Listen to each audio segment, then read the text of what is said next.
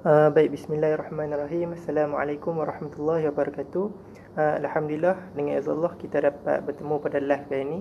Moga-moga yang tengok live ni sihat dan dirahmati Allah Subhanahu Wa Taala. Okey, pada hari ini saya nak kongsilah satu perkara yang perlu jemaah ambil berat. Kadang-kadang jemaah pun dia terlupa pasal hal ni, iaitu sebelum dia terlupa pasal hal ni, sebelum dia, mereka berangkat ke tanah suci, iaitu ilmu yang perlu disediakan oleh para jemaah sebelum mereka ke tanah suci.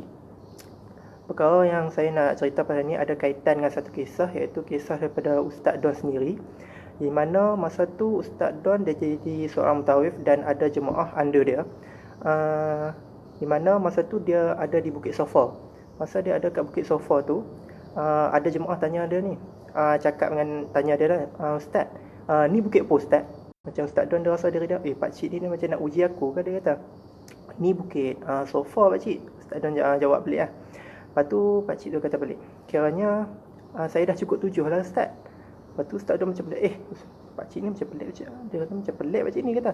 Dia kata balik kat pakcik tu, macam mana boleh cukup 7 Ustaz? Patutnya kita start di Sofa, start di Sofa dan habis dekat Marwah. Jadi pakcik tu kata betul lah Ustaz. Cuba Ustaz kira balik, kan ada 7 kali pusing. Sofa, Marwah, Sofa, Marwah, Sofa, Marwah, Sofa. Lepas tu Ustaz tu kata, betul kot cakap pakcik ni, kata. Macam mana boleh habis dekat Sofa? Sepatutnya kita habis dekat Marwah. Lepas tu Ustaz pun kira balik sekali lagi lah. Sofa, Marwah, Sofa, Marwah, Sofa, Marwah, Sofa. Ustaz pun, Ustaz Dom pun dia kata, dia pening lah ni, dia kata. Dia takut kata dia bawa ajaran apa, dia bagi khusus mutawif ke orang. Dia kira macam dia tenung, dia kata, patutlah silap, dia kata pakcik. Sepatutnya kita kena start daripada kita pergi sana. Jadi kita start daripada Marwah, Sofa, Marwah, Sofa, Marwah, Sofa, Marwah. Baru betul pakcik. Orang patut kata Allah, pakcik pun dah silap pada kata.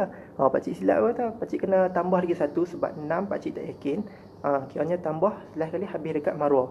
Jadi apa yang kita boleh ambil pengajaran ataupun kita boleh ambil iktibar daripada kisah ni, dia ada kaitan dengan apa yang saya nak cerita, di mana betapa pentingnya ilmu berkaitan dengan Mekah ataupun sejarah berkaitan dengan kota Mekah dan Madinah.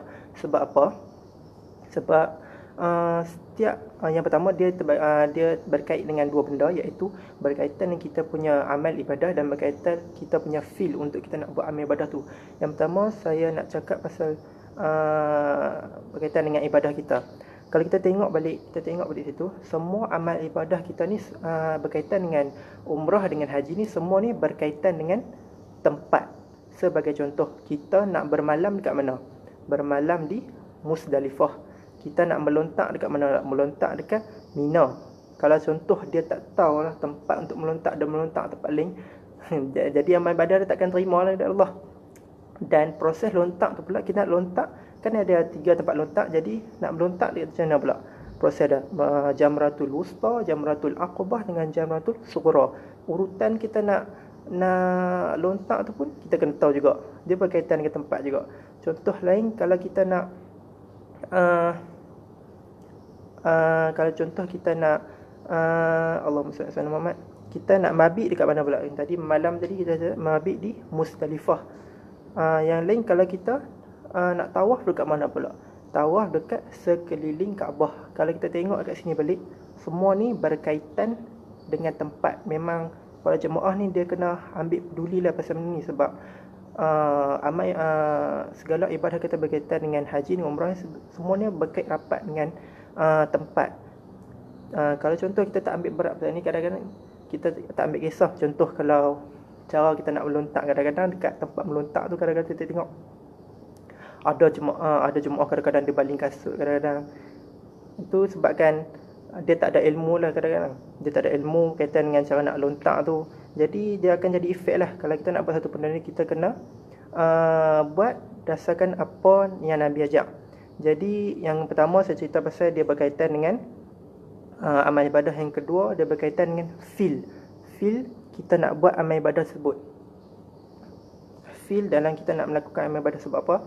Kalau kita tahu pasal sejarah Mekah ni, contohlah kita tahu pasal sejarah Mekah, kita sampai sama Mekah kita dah tengok. Kadang-kadang kita pergi Mekah ni, kadang-kadang kita nak macam nak pergi bercuti je kan. Kadang kita tak tahu apa sejarah Mekah ni. Kadang kita pergi Mekah, kita tengok, oh kita dah turun tu, kita tahu lah tempat ni sejarah apa, kita akan rasa feel kita nak buat amal ibadah tu. Kadang kita tengok dekat kawasan Mekah, kita tengok kawasan keliling Kaabah dulu kita start.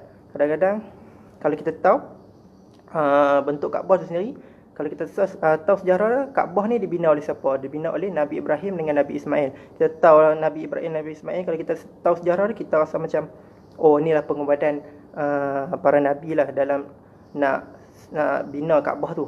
Dekat Kaabah tu pula ada satu batu. Kalau kita tahu sejarah ni, memang best. Satu batu iaitu Hajarul Aswad. Saya tahu, semua tahu Hajarul Aswad, sejarah dia. Sejarah di mana dulu Hajarul Aswad ni, dulu ada satu jadi kisah di mana ada satu banjir besar yang menyebabkan Kaabah tu runtuh, dan batu Hajarul Aswad tu dia tak ada ataupun jatuh daripada tempat asal dia lah. Jadi macam masa tu depa nak letak balik daripada bina Kaabah tu semula, depa nak letak balik, depa macam ada beberapa kabilah ni dia bergaduh lah siapa yang lebih layak untuk nak letak Hajarul Aswad tu. Jadi depa ni berbalah-balah, jadi macam tak ada jalan penyelesaian. Jadi masa tu depa kata ada satu jadi kalau cara nak selesaikan ni, kita ketunggu seorang tu, ada seorang tu keluar daripada satu pintu, saya tak ingat nama pintu apa. Kalau dia masuk melalui pintu tu, kita akan tanya, dan macam dia akan jadi hakim lah. Jadi masa depa tunggu-tunggu tu, dia tengok yang keluar daripada pintu dia adalah Nabi Muhammad SAW. Jadi depa tahu ni Nabi seorang yang jujur, amanah. Jadi depa tak bagi tahu lah apa yang berlaku kat Nabi. Jadi Nabi dengar semua. Okey, Nabi nak selesaikan perkara ni, Nabi hampak satu kain Nabi tu, hampak satu kain. Nabi ambil Hajarul Aswad tu sendiri, Nabi letak dekat kain tersebut. Jadi Nabi suruh setiap wakil kabilah tu pegang setiap sudut, angkat, bawa pergi ke tempat asal Hajarul Aswad tu lah. Jadi lepas bawa dekat-dekat tu, Nabi sendiri yang angkat dan letakkan dekat tempat asal tu. Jadi best kalau kita tahu ilmu berkaitan dengan berkaitan dengan kota Mekah tu. Ni baru kota Mekah, kita berpindah pada Madinah pula. Kalau kita tahu sejarah kota Madinah tu, kat dalam Madinah, Masjid Nabawi tu pun ada banyak sejarah. Kadang mutawif pun, kita nak harap mutawif cerita semua pun, kadang-kadang mutawif tak sempat cerita semua. Jadi dekat dalam Masjid Nabawi tu pun kita perasan, kalau ada mutawif cerita, dan tu ada 6 tiang yang ada nama. Kadang-kadang kita tengok ada nama tu bukan nama dia tak saja. Nama tu dia ada sejarah dia sendiri. Ada 6 tiang. Yang pertama tiang Sarir, yang kedua tiang Ali, tiang Saidina Aisyah, tiang Muqallaqah, tiang Wufud, dan terakhir sikit tiang Abu Lubabah. Jadi kalau kita tahu ilmu berkaitan dengan sejarah ni, kita rasa macam akan dapat feel lah kita nak buat amal ibadah tu.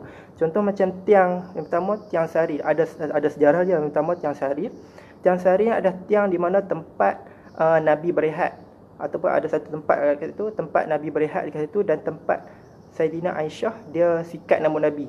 Tu sejarah bagi tiang Sarir. Tiang Ali ni pula ada kalau tiang Ali ni pula sejarah dia, dulu ni tiang ni digunakan oleh pengawal lah, untuk kawasan pengawal, untuk nak kawal tempat tu. Dan selalunya yang kawal tempat tu adalah Saidina Ali. Jadi tiang tu dinamakan sebagai tiang Saidina Ali. Yang kedua ialah tiang Wufud. Tiang Wufud ni adalah satu tiang di mana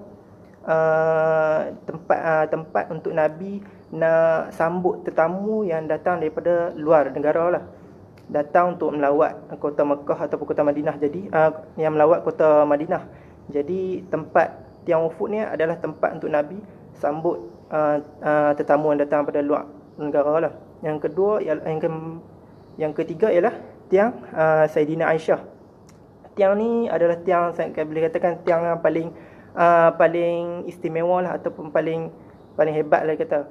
Sebab apa? Tiang ni adalah tempat di mana Nabi solat dan berdoa dekat situ.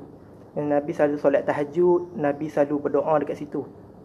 Jadi dan sekiranya contoh kalau berkesempatan bagi jemaah lelaki yang berkesempatan, bila dah masuk Masjid Nabawi tu, cari tiang Saidina Aisyah, cubalah solat dekat sebelah ataupun di belakang tiang tu, sebab ada keberkatan kita solat kat situ. Sebab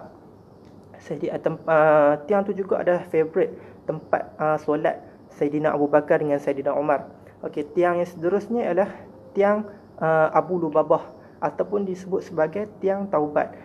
Sebab apa disebut sebagai tiang Abu Lubabah? Kalau kita study pasal Abu Lubabah ni, tiang Abu Lubabah ni, masa tu kalau kisah dia dinamakan tiang Abu Lubabah ni sebab pada masa tu Abu Lubabah ni dia ada lakukan satu kesilapan kepada Nabi. Iaitu dia telah berbohong kepada Nabi, dan dia rasa macam diri dia ni berdosa lah, macam bersalah sangat-sangat. Jadi cara dia nak tebus salah dia tu, dia ikat diri dia dekat tiang tersebut. Sebab tu dia dinamakan sebagai tiang Abu Lubabah ataupun tiang taubat. Yang seterusnya ialah tiang Mukhallaqah. Tiang Mukhallaqah ni kalau kita study balik pasal sejarah kota Madinah ni, ada satu tiang ni, kita boleh katakan masa Nabi tengah bagi khutbah tu, ada satu tiang yang menangis ataupun satu pohon yang menangis. Tiang tu lah yang menangis tu. Itu pohon kurma masa tu. Jadi kalau kita study balik pasal tiang ni biasa menangis sebab Nabi tak pernah gunakan dia. Tu sejarah bagi tiang Mukhallaqah. Okey, tiang yang terakhir ialah tiang Sarir. Tiang Sarir saya cerita tadi. Tiang Sarir tempat Nabi berehat. Tiang Ali, tiang Wufud, tiang Aisyah, tiang Abu Lubabah. Dan dah semua dah cukup 6 tiang. Jadi kalau kita dah study ni, kadang-kadang kita sejarah lain kita hafal, kadang sejarah berkaitan dengan kota Mekah dengan Madinah kita tak hafal. Jadi kalau kita hafal semua sejarah berkaitan dengan kota Mekah dan Madinah ni, dia sedikit banyak dia akan bagi kita efek ataupun feel dalam kita nak melakukan amal ibadah. Jadi saya harap kepada jemaah-jemaah yang nak buat